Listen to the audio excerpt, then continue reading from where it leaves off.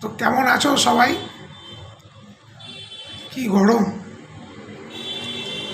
গরমের দিয়ে বেশি ভোটের গরম, আইপিএলের গরম।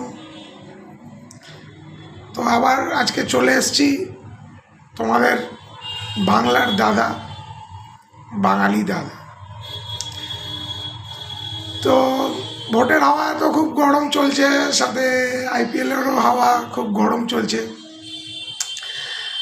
তো আইপিএলের একটা টিম কেকেআর নাইট রাইডার্স, তোমরা খুব উল্লাস দেখাও, উত্তেজনা দেখাও, টিকিট কেটে নিজের ঘাম রক্তের টাকার টিকিট কেটে ঘাম রক্ত সময় এনার্জি বিক্রি করে খেলা দেখতে যাও, বেশ ভালো।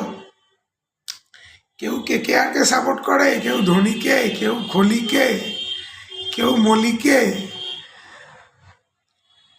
তো আমার কোনো অসুবিধা নেই, কিন্তু এই যে তোমরা যে টিকিট কেটে নিজের টাকা পয়সা খরচা করে সময় এনার্জি, তারপর এই গরমের মধ্যে আমার পাখাটা বন্ধ রেখেছি কেন কি, পাখা চললে ভয়েস কোয়ালিটিটা বাজে আসবে। তাই তোমরা যে খেলা দেখতে যাও, কোনো দিন ভেবেছো কেকেআর কলকাতা নাইট রাইডার্স মানে কলকাতার টিম, সব স্টেটেরই আলাদা করে একটা টিম আছে, কিন্তু এই কেকেআরে কটা বাঙালি আছে দেখেছো কি? একটা বাঙালি দেখিয়ে দাও, আমি মেনে যাব। একটা বাঙালি দেখিয়ে দাও। কিন্তু যদি কলকাতার টিমের সাথে, নাইট রাইডার্সের সাথে যদি অন্য স্টেটের টিমের তুলনা করা, সব কটাতে একটা কি দুটো স্টেটের প্লেয়ার থাকে, তাই না? কিন্তু কলকাতার টিমে একটাও নেই।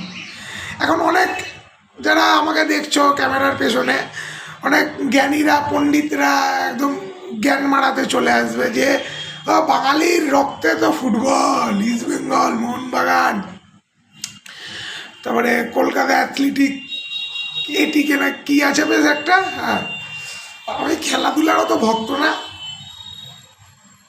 খেলা নিয়ে অত মারপিট করি না, উত্তেজনা দেখাইও না। যাই হোক, তোমরা আবার অনেক জ্ঞানীরা, পণ্ডিতরা, অনেক আমার বাঙালি ভাই বোনদেরকেই বলছি, এখন জ্ঞান দেবে যে বাঙালি তো ফুটবলের জন্য জন্মেছে, হেনা তেনা। কিন্তু সবথেকে বড় কথা, যতগুলো ফুটবল টিম আছে না কলকাতার, সে এটিকে হোক, ইস্ট বেঙ্গল হোক, মোহনবাগান হোক, সবার একটা করে ক্রিকেট টিমও আছে। হ্যাঁ, আমি মানছি বাঙালিরা ফুটবলে বেশি ঝুঁকি দেখায়, বেশি ট্যালেন্টেড হয়। এর মানে কি এটা না ক্রিকেটে ট্যালেন্টেড হয়? ক্রিকেটও হয়,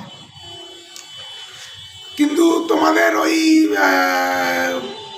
বাবা বা জামাই, ওর নাম কি, ওই শাহরুখ খান, ওর যে একটা টিম, ও কি অনুরোধ করতে পারতো না যারা টিম সিলেকশন হয় বা যখন অকশন হয় একটা বাঙালি ছেলেকে নিতে পারতো না? পারতো।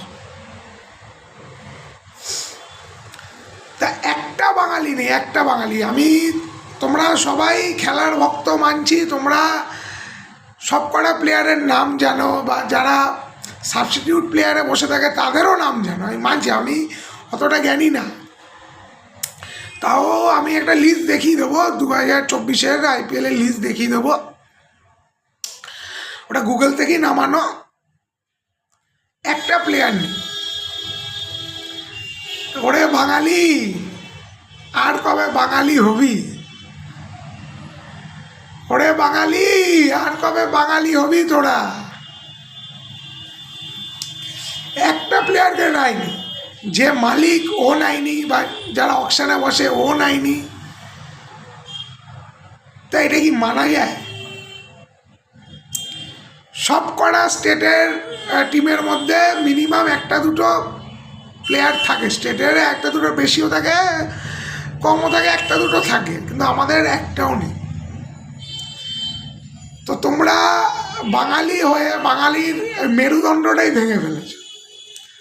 তোমাদেরকে এত ভালো মন্দ শিক্ষা দিচ্ছি, এত ঐক্যবদ্ধতা করার চেষ্টা করছি, তোমরা কেউ কথা শুনবে না।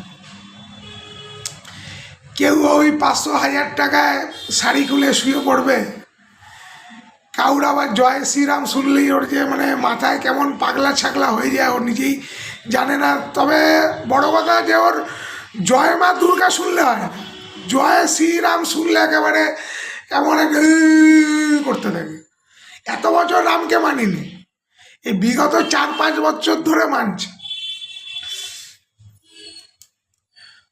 আবার কেউ আজ 1000 টাকায় একদম শাড়ি খুলে শুয়ে পড়বে, ওই একটা ভাঙাচোরা 500 টাকা সাইকেলে একদম চিত হয়ে শুয়ে পড়বে। তো যাই হোক,